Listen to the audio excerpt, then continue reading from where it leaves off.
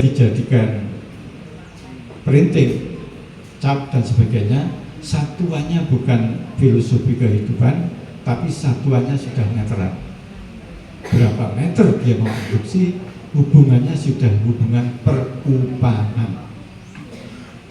Nah, Bapak Ibu sekalian, jawaban atas pertanyaan Asosiasi Batik waktu di Prajamukti disampaikan kepada Pak Sek, kepada Bapak Ibu Kepala Dinas Badan Kantor. Tulungagung itu belum memiliki ciri khas batik Tulungagung. Jogja itu sudah ada namanya batik apa Bu Bapak? Gunungan Segoro Amarta. Itu Jogja. Kemudian di Kulon mana ya? Kulon Progo punya batik khas namanya adalah Keblek Renteng. Tulungagung namanya apa? Nah, BWRI berupaya untuk menginisiasi menjawab persoalan itu, yaitu adalah memberikan corak salah satu corak batik khas Tulungagung yang namanya adalah andi-andi lumut. Tentu Bapak Ibu sekalian, andi-andi lumut itu adalah gagrak Tulungagung. Karena apa? Dongeng andi-andi lumut itu bukan dongeng biasa. Menurut para ahli, andi-andi lumut itu adalah dongeng yang menggambarkan integrasi, disintegrasi, integrasi, disintegrasi, pisah nyatu, akhirnya bersatu. Yang digambarkan adalah ketemunya Galuh Chandra Kelana dengan Indu Kertopati. Pisah nyambung, pisah nyambung, pisah nyambung. Dan sejarah kita sampai kemudian Nusantara itu menjadi satu ya karena disintegrasi, integrasi, disintegrasi, integrasi. Jadilah Nusantara. Sehingga cerita Panji yang namanya Andi-andi lumut salah satunya bukan cerita biasa. Cuman kita menggunakan Bapak Ibu sekalian cerita batik andi-andi lumut yang Bapak Ibu agem menika itu nanti rencananya akan dilansing oleh Bapak Bupati. Yang kemarin rencananya tanggal 20 tapi ditunda sampai dengan pengumuman lebih lanjut. Mengapa ditunda? Karena ada rapat masing-masing beberapa OPD Bapak Ibu sekalian kemarin untuk melansing batik andi-andi lumut itu butuh landasan hukum. Nah, karena butuh landasan hukum maka ini ditunda. Setelah itu nanti landasan hukumnya itu sudah disiapkan, maka Bapak Bupati akan melansing itu. Dan beliaunya juga berkenan untuk melakukan lansing. Bapak Ibu sekalian, cerita andi-andi lumut ini sekali lagi kita jadikan sebagai ciri khas batik Tulungagung, salah satu ciri khas batik Tulungagung, karena dongeng andi-andi lumut gagrak Tulungagungan ini memang memiliki ciri yang khas dibandingkan dengan dongeng andi-andi lumut yang lain. Yang saya Bapak Ibu, dongeng andi-andi lumut itu terkenal di Asia Tenggara. Di Solo ada, di Dayak ada, di Tulungagung ada, di Kediri ada. Tetapi yang spesifik di Tulungagung itu ada yang paling unik di antara yang lain, yaitu yang pertama ditemukan pohon andi-andi lumut di bekas Merowo Sapet, Desa Majan, Kedungwaru. Bapak Ibu sekalian, 200 tahun Tulungagung itu mendapatkan nama Kabupaten Krowo. Kenapa?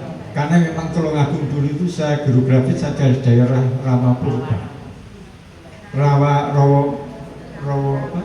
Rembang sudah jadi sawah, rawa bening dicampur darat Becule sudah jadi sawah, tapi yang masih bertahan menjadi rawa itu adalah rawa Sapet di Desa Majan.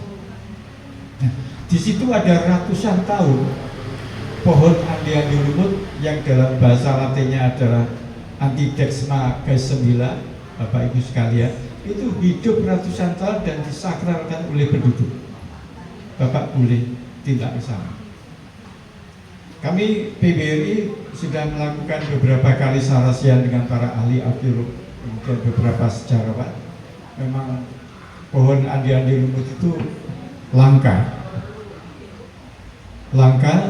dan baru di Tulungagung ini ditemukan ratusan tahun usianya dan disakralkan di sana. Pohonnya luar biasa bagus, Bapak Ibu sekalian. Pohon andi-andi lumut ini yang digambarkan di dalam batik itu. Dan satu lagi adalah andi-andi lumut itu dongengane khas Tulungagungan. Runo ana putri kang unggah-unggahi, itu tradisi khas Tulungagung. Tidak ada Tuban, Malang, Blitar, Kediri, Galek itu putri itu unggah-unggahi kakung, itu enggak ada. Yang unggah-unggahi kakung itu dari putri itu adalah Tulungagung, itu punya tradisi. Nggih napa mboten Bapak Ibu? Sing kakung sing sepuh-sepuh. Jadi dari dua hal inilah maka kita akan canangkan bahwa batik Pridatama yang memiliki corak khas andi-andi lumut itu kita angkat menjadi batik Tulungagung, sekaligus PBRI menjawab keluhan dari Ketua Asosiasi Batik Pastra Tulungagung yang belum memiliki corak. Apakah corak itu selera? Bukan sekedar selera, Bapak Ibu sekalian. Corak itu adalah turunan dari pasal 32 Undang-Undang 1945 pasal 32. Ayat 1 mengatakan bahwa negara wajib memajukan kebudayaan nasional Indonesia. Itu ayat 1. Ayat 2-nya, negara wajib melindungi kebebasan masyarakat di dalam melestarikan dan memanfaatkan nilai-nilai budaya. Nah, inilah Bapak Ibu sekalian, kemudian diteruskan oleh Undang-Undang Nomor 5 Tahun 2017 tentang Pemajuan Kebudayaan. Pemerintah pusat dan pemerintah daerah itu wajib 4P. 4P itu adalah P pertama adalah perlindungan, P kedua adalah pengembangan, P3 adalah pemanfaatan, P keempat adalah pembinaan. Wajib. Jadi Bapak Bupati, kita semuanya masyarakat pemerintah daerah Tulungagung itu wajib melindungi nilai-nilai budaya ini. Kandungan nilai budaya inilah kemudian yang kita pakai sebagai corak Bapak Ibu sekalian. Sekaligus menjawab pertanyaan dari Ketua Asosiasi. Kami sudah membuat PBRI sudah menyampaikan beberapa konsep batik khas Tulungagungan. Kalau Jogja itu ada 1, kalau Tulungagung banyak banget yang tidak dimiliki oleh daerah yang lain. Salah satunya adalah batik andi-andi lumut Gagrak Tulungagungan. Yang kedua adalah batik Gajah Mada. Mana itu? Abu Mansur itu kan? Gajah Mada. Tawangsari. Tawangsari. Jadi batik khas Tawangsari. Ada sejarahnya, itu adalah pengembangan agama Islam oleh Kiai Abu Mansur. Itu adalah memiliki sejarah nilai-nilai budaya yang harus kita angkat. Kemudian ada lagi sejarah Islam berikutnya adalah Surontani yang melakukan perlawanan Belanda. Ini juga kita jadikan sebagai corak batik khas Tulungagungan. Ada lagi yang namanya adalah batik Banjaran. Kenapa? Karena ada masyarakat Banjaran yang ada di Tulungagung yang memiliki satu inisiatif kreativitas dalam mengembangkan kerajinan emas dan perak. Kemudian juga ada namanya batik Madura. Kenapa? Karena masyarakat Madura di Tulungagung itu memiliki inisiatif yang luar biasa. Bayangkan di Madura itu tidak ada loh soto Madura, nggak ada loh di Madura itu soto apa? Sibuk. Tetapi di Tulungagung masyarakat Madura bisa menginisiasi yang namanya adalah Soto Madura. Masyarakat Madura juga menginisiasi namanya adalah apa tadi? Batik Maduran.